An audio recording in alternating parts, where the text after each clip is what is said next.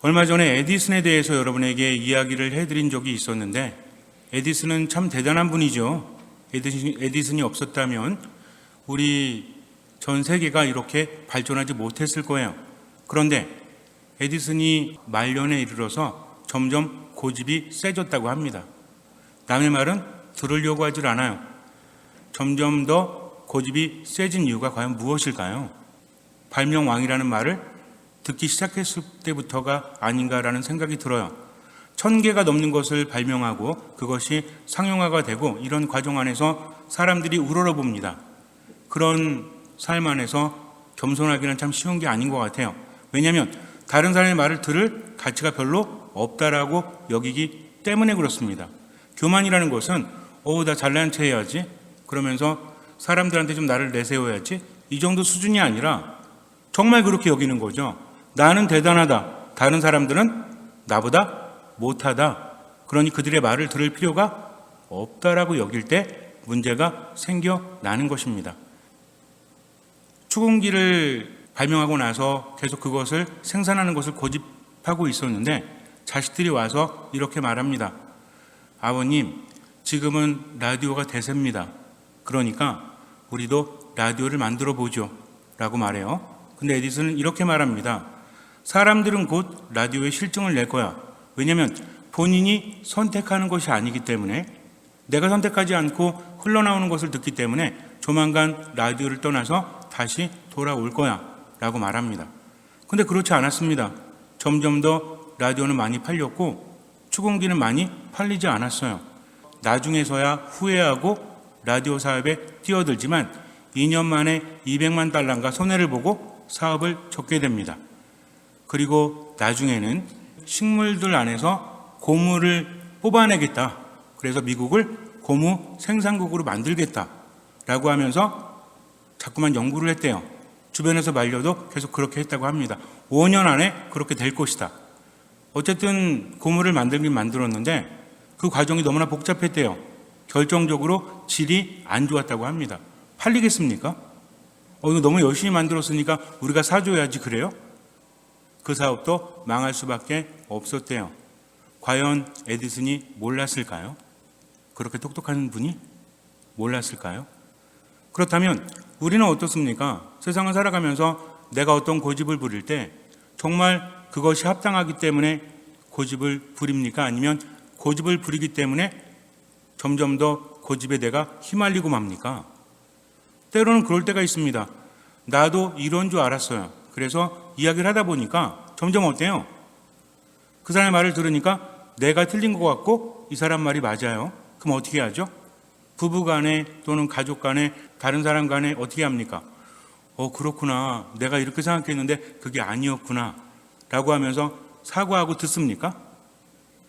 알면서도 어때요? 고집을 부리죠. 이런 고집을 우리가 어떤 고집이라고 그래요? 외고집? 똥고집이라고 합니다. 내가 알면서도 언제쯤 이걸 멈춰야지 하면서 고민하면서도 고집 부리고 있는 나를 발견하게 되죠. 그럴 때마다 호되게 당하지 않습니까? 어떤 생각을 하죠? 나는 앞으로 고집 부리지 말아야 되겠다. 앞으로는 조금 더 들어야 되겠다. 고집 부리지 말고 실수하지 말아야 되겠다 라고 하지만 반복합니까, 안 합니까? 반복하고 있다는 거죠. 그래서 삶은 웬만해서는 변하지 않는 것 같아요. 그럼 왜 그럴까요? 내가 못돼서? 그렇지 않습니다. 어쩌면 우리는요, 자꾸만 지키고 싶은 거죠. 그렇게 믿고 싶은 거죠. 내가 가지고 있는 것들, 내가 여태까지 배워왔던 것들, 이런 것들을 잃고 싶지 않습니다. 그것을 잃게 되면 많은 것들을 결국은 잃어버리기 때문에 그래요. 나이가 들면서 점점 더 느끼지 않습니까? 젊은 사람들이 똑똑하고 요즘의 문화가 대단하고 이거 알면서도 새로운 것을 받아들이려고 하지 않는 우리들의 마음이 있다라는 거죠. 왜냐하면 그렇게 되면 지나간 내 모든 것들이 아무런 쓸모가 없는 것처럼 여겨지기 때문에 그래요. 하지만 이 생각은 나의 생각일 뿐입니다. 여러분들 그러세요? 어떤 사람이 잘 모른다고 해서 무시하거나 그렇습니까? 그렇다면 그렇게 생각하는 사람이 문제라는 거죠. 내가 자유롭지 않습니다. 분명히 새로운 것을 받아들이고 거기에 대해서 누릴 수 있음에도 불구하고 옛 것을 지키려고 하다가 둘 다 잃어버리고 말 때도 있다라는 것이죠. 아버지가 아들의 말을 듣고 아들이 아버지의 말을 들으면, 또 엄마가 딸의 말을 듣고 딸이 엄마의 말을 들으면 자존심이 상하나요? 우리는 그러죠. 야, 너는 왜 자존심을 세우니? 그렇다면 나는요? 때로는 부모님을 뭐라고 하고 때로는 자식들을 뭐라고 하면서도 우리는 저마다 고집을 부리고 있는지도 몰라요. 결국은 내 고집 때문이 아닙니까? 누구랑 안 좋게 말다툼하고 나서도 뭐라고 그래요? 네가 이렇게 말하지 않았으면 우리가 싸우지 않았을 거야 라고 하지만 내가 그렇게 응답하지 않았어도 싸우지 않았을 거라는 거죠. 누구 탓을 합니까? 내 탓은 하지 않고 상대방 탓을 하죠. 바뀌어요, 안 바뀌어요? 누가 더 어리석은 거죠? 너 때문에 늘 우리는 이런 결말에 도착하잖아 라고 말하지만 그 사람 때문이 아니라 손바닥도 부딪혀야 소리가 나잖아요. 결국은 그 사람이 바뀌길 바라면서도 내가 바뀌지 않았기 때문입니다. 농부 둘이 싸우다가 원님한테 갔대요. 원님한테 이렇게 이야기합니다. 아니, 이 친구가 자꾸 5 빼기 2가 2라고 여기 우깁니다. 어떻게 해야 됩니까? 그랬더니 원님이 이야기를 듣더니 갑자기 맞은 친구 있죠. 틀린 친구 말고 맞게 말한 친구 곤장을 3대를 때렸대요. 그래가지고 나중에 아니 왜 저를 때리십니까? 그랬더니 원님이 말하기를 야, 너는 5 빼기 2가 2라고 계속 우겨대는 애랑 계속 싸운 네가 문제다. 알면서도 그랬으니 네가 문제다 하면서 그랬다는 이야기가 있습니다. 만들어진 이야기겠죠. 어쩜 우리는요, 알면서도 늘 그렇지 않습니까? 상대방이 바뀌기를 바라면서도 나는 바뀌지 않는 것, 그것이 겸손일까요? 아무리 옳다고 할지라도 그것은 어리석은 거죠. 그런데도 우리는 그것을 반복합니다. 왜 그런지를 알아야 된다는 거죠. 자유로워지지 않으면 우린 새로운 세상을 살아갈 수 없기 때문에 그래요. 오늘 복음에서 예수님께서 저주하는 말씀을 하십니다. 뭐라고 하십니까?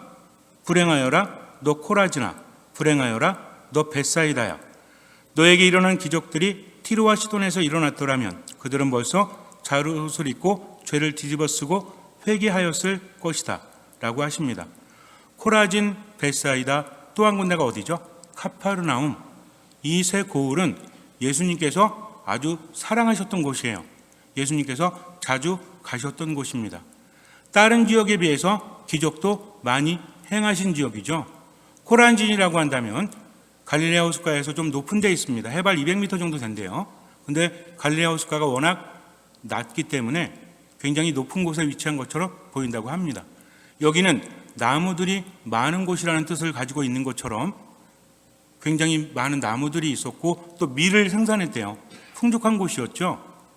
그리고 벳사이다는 어부들의 고을이라는 뜻이 있을 정도로 고기잡이로 아주 성행했던 곳이라고 합니다.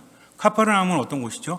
예수님의 집이라고 할 정도로 예수님께서 자주 가셨던 곳, 시몬 베드로의 장모를 고쳐주신 곳, 시몬 베드로의 집이 있었던 곳이죠. 예수님께서는 아주 자주 다니셨다는 거죠. 근데 이들은 예수님을 보고도 그분을 믿지 않습니다. 재미있는 게 뭐냐면 이 세 도시는요, 다른 도시에 비해서 유다인들의 정통을 아주 잘 지키는 곳이었어요. 게라사라든지 티베리아스 이런 데하고 다르게 이방인들이 거의 있지 않았습니다. 자기들끼리 모여서 하느님을 공경하고 회당에 모여서 예배를 드리면서 그렇게 살았던 사람들이라는 거죠. 그래서 매우 신앙적이었습니다. 하지만 중요한 것은 그들은 누굴 알아보지 못했죠? 예수님을 알아보지 못했습니다. 하느님과 이스라엘 백성들 사이에서 하느님께서 늘 뭐라고 하셨죠? 쉐마 이스라엘, 들어라 이스라엘아 하면서 늘 말씀하셨죠. 믿음이 있다면, 하느님께 선택받은 민족이라면 무엇을 가장 우선시해야 됩니까? 하느님의 말씀을 들어야 했다는 거죠. 출애굽 때에도, 이집트를 탈출할 때에도 그들은 그것을 깨달아야 됐어요. 하느님께서 떠나라고 하시면 떠나야 됩니다. 광야라는 곳에서 40년 동안 헤매면서 그들은 깨닫지 못하죠. 무엇을 깨달아야 됐습니까? 원래는 40년 갈 거리가 아니라고 했죠. 아주 가깝습니다. 그런데도 불구하고 계속 빙글빙글 돈 이유가 뭐예요? 낮에는 구름 기둥이, 밤에는 불 기둥이 그들을 인도하죠. 하느님의 장막 위에 구름이 있는데 이 구름이 장막 위에 머물면 그들은 멈춰야 돼요. 그리고 구름이 올라가서 가면 그들은 가야 됩니다. 어디로 가는지 알아요, 몰라요? 모릅니다. 그저 구름이 떠나면 그들도 갈 뿐입니다. 구름이 멈추면 그들도 멈출 뿐이에요. 아주 재미있는 게 있습니다. 신약에서도 비슷한 게 있죠. 물론 이스라엘 백성들은 아니었지만 동방박사 세 사람이 무엇을 보고? 별을 보고 예수님께 찾아옵니다. 그들은 길을 몰랐죠. 대략 어딘지는 알았어요. 하지만 이들에게 있어서 어딘지 아는 것은 별로 중요하지 않습니다. 별이 가면 그들도 가야 돼요. 별이 멈춰 있거나 사라지면 어떻게 해요? 기다립니다. 또 별이 나타나서 가면 또 간다는 거죠. 이것이 바로 신앙입니다. 이것을 배워야 했다는 거죠. 하느님의 말씀을 듣고 즉각적으로 움직일 수 있는 것, 이것이 무엇이다? 이것이 믿음이에요. 근데 자꾸만 삶을 살아가면서 하느님보다 내 자신이 커집니다. 분명히 유다인들끼리 모여서 회당에서 하느님을 찬미하면서 그렇게 생활했지만 정작 하느님이신 예수님을 알아보지 못합니다. 그들은 율법을 중요하게 여겨요. 예언서도 중요하게 여깁니다. 그러나 하느님의 기적을 보고도 마음이 움직이지 않는다는 거죠. 그러니 이제 더 이상 해줄 것이 없습니다. 예수님께서 저주하신 이유는 그들이 깨닫기를 바래서죠. 그런데도 그들은 깨닫지 못해요. 신앙을 받아들이기 위해서 우리는 어떻게 해야 됩니까? 많은 경우에 세속의 삶과 신앙의 삶을 나누죠. 뭐라고 이야기합니까? 하느님의 말씀이 정말 좋은 거 압니다. 그분의 뜻대로 살 때 자유로운 거 알아요. 그런데 성당에 와서는 그것을 느끼는데 제 삶으로 간다면 그게 불가능합니다. 왜냐면요, 저 혼자 사는 게 아니거든요. 세상은 신앙만으로 살 수 없거든요. 하면서 스스로 판단하고 있죠. 유다인들은 하느님을 알아보기 싫어서 예수님을 배척했을까요? 어쩌면 그들이 여태까지 정말 오랫동안 지켜온 모든 것들이 무너지기 때문에 하느님의 말씀에 있어서 가장 중요한 것은 옛것을 지키는 것이 아니죠. 무엇입니까? 그분의 말씀은 살아있습니다. 하느님은 어떤 하느님이시죠? 하느님은 살아있는 이들의 하느님이시기 때문에 그래요. 이삭의 하느님, 야곱의 하느님 이렇게 말씀하시지 않습니까? 하느님은요, 죽은 이들의 하느님이 아니라 살아있는 이들의 하느님이다. 그러면 나중에 우리가 죽으면 하느님은 우리를 모른 채 하시나요? 그게 아닙니다. 하느님은 지금의 하느님이요, 하느님을 믿는 사람은 살 수 있기 때문에 그래요. 예수님 뭐라고 하십니까? 나를 믿는 사람은 죽더라도 살 것이요, 살아서 믿는 사람은 죽지 않을 것이다 라고 말씀하십니다.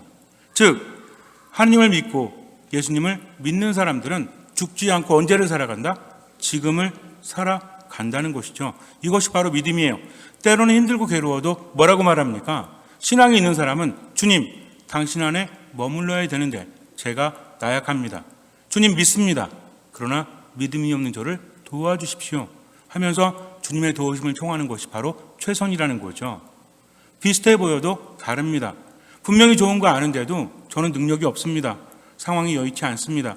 그러니 어쩔 수 없죠 라고 포기하는 것이 아니라 그 순간에 누굴 바라봐요? 하느님을 바라보는 거죠. 주님의 도우심을 청하는 겁니다. 왜? 알고 있기 때문에 그렇죠. 우리는 주님의 도우심이 없이는 아무것도 할 수 없기 때문입니다. 그러니 어찌됐든 모든 것을 아시는 주님과 함께 지금을 살아가는 거죠.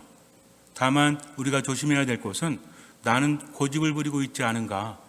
예전에 나를 지키기 위해서 때로는 알면서도 그분의 말씀을 받아들이지 않고 세상을 살아가고 있지 않은가. 다시 한번 생각해 봐야 합니다. 안타깝게도 이 세 마을은 어떻게 됩니까? 결국은 망하게 되죠. 지금도 이스라엘 성지 순례를 가면 가파르나움에 갑니다. 예수님의 도시이기 때문에. 근데 거기에도 그냥 건물만 남아 있어요. 그래도 비교적 많이 남아 있습니다. 이 세 군데에 비해서, 이 두 군데에 비해서는. 그래가지고 지금도 가면 거기 성당이 있죠. 베드로의 집터 있던 곳에 성당이 있어요. 미사를 봉헌합니다. 또 거기 옆에 회당이 있어요. 그리고 나서 이제 코라진으로 갑니다. 코라진에 가면요, 거의 폐허예요, 폐허. 그렇게 융성했던 곳이 결국은 망하고 말았다는 거죠. 예수님의 말씀이 참 많이 떠오르는 곳입니다. 근데 여기 또 한 군데가 어디죠? 벳사이다. 여기는요, 아직도 거기가 어딘지 몰라요. 좀 여기일 것이다라고 유력하게 생각되는 곳이 있긴 한데 아직도 모른다는 거죠. 참 비참하지 않습니까? 옛날에는 어부들의 도시라고 정말 융성했던 곳이 이제는 흔적도 찾아볼 수 없고 어딘지도 알 수 없다는 것이죠. 예수님 뭐라고 하십니까? 새 술은 새 부대에 담아야 한다라고 합니다. 왜 그럴까요? 좀 아껴 쓰면 안 되나요? 양가죽으로 만들었다고 했죠? 이 부대에 술이 꽉 차면 닫아 놓습니다. 그럼 가스도 생기고 막 이러겠죠? 나중에 열고 따라 먹을 땐 괜찮아요. 그런데 이 안에 있는 술이 당분을 가지고 있습니다. 그래서 이거를 딱딱하게 굳게 만듭니다. 그래서 안에 있는 거를 따르는 건 괜찮지만 다시 새 술을 부으면 이것이 어떻게 돼요? 이것이 터져버린다는 거죠. 그래서 새 술은 새 부대에 담아야 합니다. 하느님의 말씀은, 신앙은 새 부대에 담아야 돼요. 우리도 마찬가지예요. 내가 고집을 부리고 옛 것을 잃을까 봐 자꾸만 두려워하고 불안해한다면, 그렇다면 나는 새 부대가 될 수 없다라는 것입니다. 신앙적인 깨달음은 삶 안에서도 그대로 적용이 됩니다. 하느님의 말씀을 사람의 말이 아니라 하느님의 말씀으로 알아듣는다면 우리는 어떻게 살까요? 하느님의 말씀은 하느님의 사명을 이루지 않고는 다시 돌아가지 않는다라고 하죠. 우리는 어떻게 하면 돼요? 그 말씀을 믿으면 돼요. 인간적인 방식이 아니라 하느님의 방식대로 뜻을 이루시는 말씀을 믿고 그저 순명하고 따라가면 돼요. 때로는 아프고 힘들어도 죽지 않습니다. 그분께서 당신의 방식으로 우리를 이끌어 주시기 때문에 그래요. 근데 여태까지 살아온 결과 이건 아닌 것 같아 하면서 내가 판단하는 순간 우리는 겸손함을 잃게 된다는 거죠. 신앙적 겸손함이란 무엇입니까? 그분의 말씀을 듣고 때로는 아프고 힘들어도 내려놓을 줄 아는 것, 그리고 그분을 따라갈 줄 아는 것. 그래서 예수님 뭐라고 하십니까? 나를 따르려는 사람은 제 십자가를 지고, 그런데 우선 뭘 해야 돼요? 자기 자신을 버리고 심지어는 목숨까지 버리고 나를 따라야 한다. 그러면 생명을 얻을 것이다 라고 하십니다. 우리들 삶 안에서도 고집 부려봤자, 살려고 해봤자 어떻게 됩니까? 죽을 수밖에 없죠. 나중에 더 비참해지고 나중에 수습 불가가 되잖아요. 그런데 순간 자존심 상하고 화난다고 할지라도 옳은 것을 알았다면 그럼 어떻게 해야 돼요? 미안합니다. 내가 착각했습니다. 저 때문에 마음 상하셨죠? 라고 말할 수 있는 용기가 필요해요. 이것이 바로 겸손입니다. 저도 마찬가지예요. 신학생 때는 자꾸 들으려고 했는데 신부대서는 어때요? 이게 쉽지가 않아요. 처음에 1년차, 2년차 때는 어땠어요? 그때는 그래도 뭐 보좌 신부님하고 이렇게 젊은 신부님이니까 지금도 젊지만 그때는 그래도 제가 모르는 게 있을 수도 있죠라고 해요. 근데 이제 신부된 지 19년차 되니까 어때? 모르는 걸 모른다고 말하는 게 너무 쪽팔려. 진짜 그래요. 그래도 나를 내려놓지 않으면 아는 체 해봤자 망신만 당하죠. 그렇지 않습니까? 나로부터 자유롭지 않으니까 내가 힘든 것 같아요. 내가 자꾸만 높아지려고 하니까 사람들이 하는 말이 기분이 나빠요. 자식이 하는 말이 기분이 나쁘고, 친구가 하는 말이 기분이 나쁘고, 또 아랫사람이 하는 말이 기분이 나쁠 수도 있어요. 그럼에도 어떻게 해야 돼요? 새 술은 새 부대에. 그래서 앞으로는 내가 고집을 부리는 걸 느낄 때가 있죠. 모르는 건 어쩔 수 없지만 고집을 부릴 때 어떻게 해야 돼요? 새 술은 새 부대에. 하느님의 말씀은 새로운 대 안에 담아야 한다. 그러니 어떻게 하자? 죽자. 하느님께 모든 것을 맡기자 하면 그때부터 기적이 일어납니다. 내가 고집만 부려도요, 얼마나 많은 변화가 일어나는지 몰라요. 사람들이 깜짝 놀랍니다. 이쯤 되면 고집 부릴 텐데 고집을 안 부려. 처음에는요, 무너지는 게 쉽지가 않아요. 얼마나 자존심 상하는지 몰라요. 여러분들 집에 가셔가지고 해보세요. 미안합니다. 내가 잘못했어요. 내가 오해했네?